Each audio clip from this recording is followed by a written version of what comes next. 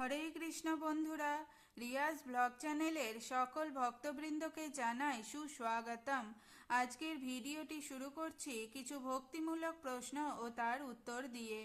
আশা করি আজকের ভিডিওটি পেয়ে আপনারা খুবই উপকৃত হবেন। তাই সকল ভক্তবৃন্দের কাছে আমার একটাই অনুরোধ রইল, ভিডিওটি যদি ভালো লেগে থাকে তাহলে অবশ্যই চ্যানেলটি সাবস্ক্রাইব করে দেবেন। একটু সাথে ও পাশে অবশ্যই থাকবেন। এবার আসা যাক প্রথম প্রশ্নে। ব্রহ্মা আমাদের সৃষ্টি করেছেন, কিন্তু তার উপাসনা না করে আমরা শ্রীকৃষ্ণের ভজনা করি কেন? আমাদের দৈহিক সমস্ত উপাদান এবং জীবনী শক্তি শ্রীকৃষ্ণ থেকে এসেছে। ব্রহ্মা কেবলমাত্র দৈহিক গঠন বা আকৃতি দান করেছেন মাত্র। পরমেশ্বর ভগবান শ্রীকৃষ্ণের নির্দেশে ভগবানের প্রথম সৃষ্ট জীব ব্রহ্মা ভগবানের দেওয়া উপাদানগুলি নিয়ে নানাবিধ জীব প্রজাতি সৃষ্টি করেছেন। শ্রী ব্রহ্মা শ্রীকৃষ্ণের স্তব করে গীত করেন, ব্রহ্মা য এষ জগদণ্ড বিধানকর্তা গোবিন্দ মাদি পুরুষং তমহং ভজামি।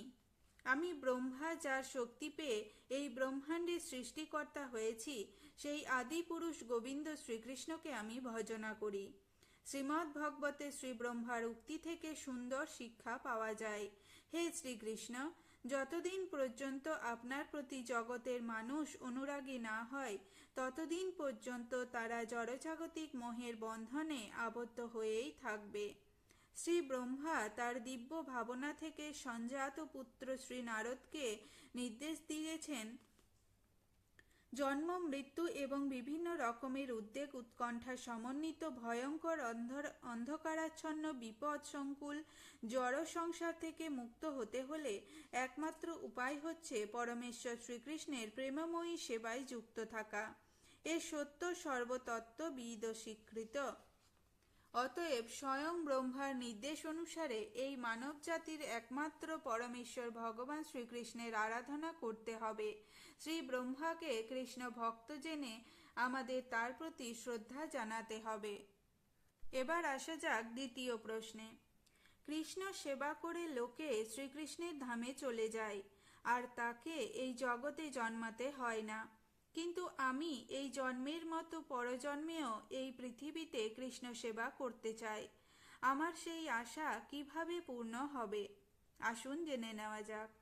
জড়বদ্ধ শরীরে ঠিক কৃষ্ণ সেবা হয় না। জড় ব্যাধি মুক্ত ও কৃষ্ণ সেবার অনুকূল শরীর এখানে লাভ হয় না।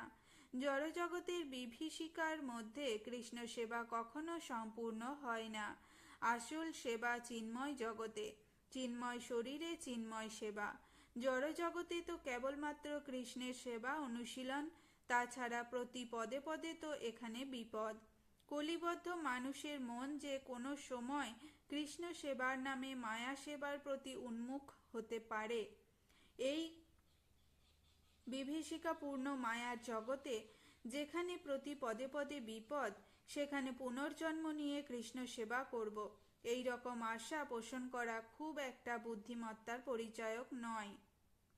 ভক্তরা ভয় পান, কারণ কৃষ্ণকে ভুলে যাওয়ার প্রবণতা আসতেই পারে। ভগবানের কাছে বৈষ্ণবগণ প্রার্থনা করেন, নিজ কর্মদোষে যে জন্ম পায় না কেন, হে কৃষ্ণ, তোমার পাদ ও পদ্ম যাতে কখনো না ভুলে যায়। আমাদের বুঝতে হবে জড় জগৎটি জেলখানা তুল্য। এখানে বারে বারে জেলে থাকা ভালো নয়। কোনো বুদ্ধিমান ব্যক্তি এই আশা করে ভগবানের কাছে প্রার্থনা করেন না যে, হে ভগবান, আমি পুনর্জন্ম নিয়ে আবার জেলখানায় আসতে পারি এবং জেলখানার ডাল ভাত ও প্রহার খেয়ে তোমার নাম স্মরণ করতে পারি। তবে এই জড় সংসারের প্রতি আসক্তি বজায় রাখতে চাইলে পুনর্জন্ম নিয়ে কৃষ্ণ সেবার প্রার্থনা করতে পারেন। এবার আসা যাক তৃতীয় প্রশ্নে। শ্রী শঙ্করাচার্য বেদজ্ঞ মহাপণ্ডিত ছিলেন। তিনি মহাদেবের অবতার। তিনি কেন কৃষ্ণ ভজন করার শিক্ষা দেননি?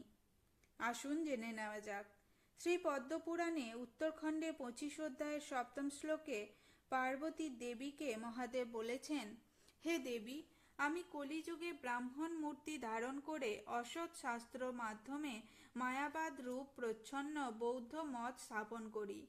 ভগবত বিমুখ ঘোর নাস্তিক আসুরিক ভাবাপন্ন মানুষের চেতনা থেকে ভগবান নিজেকেই আড়াল করে রাখতে চাইলেন।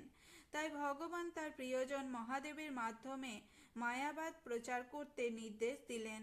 ভগবান শ্রীহরি মহাদেবকে বললেন, তোমার কল্পিত মতবাদের দ্বারা মানুষদের আমার প্রতি বিমুখ করে তোলো। আমাকে এমনভাবে গোপন করো যাতে বহির্মুখ মানুষেরা তাদের সংসার প্রবৃত্তি কর্মে বিরক্তি না জন্মে, বরং তারা উত্তরোত্তর জড়জাগতিক উন্নতিতে আগ্রহী হয়। তাই মায়াবাদের মধ্যে ভগবানকে একটা নিরাকার নির্বিশেষ ব্রহ্ম ছাড়া আর কিছু উপলব্ধ হয় না।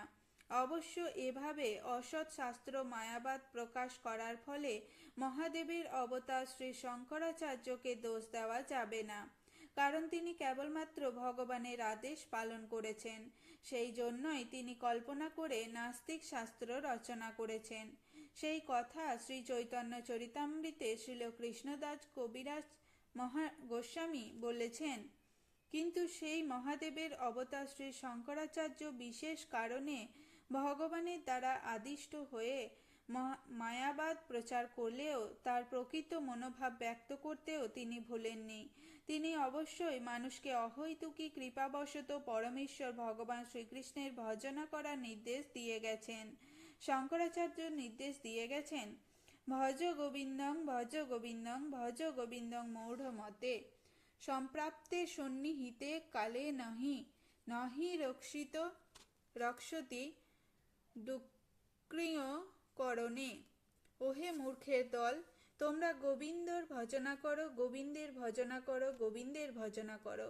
তোমাদের ব্যাকরণ জ্ঞান আর বাক্য বিন্যাস মৃত্যুর সময়ে তোমাদেরকে রক্ষা করতে পারবে না।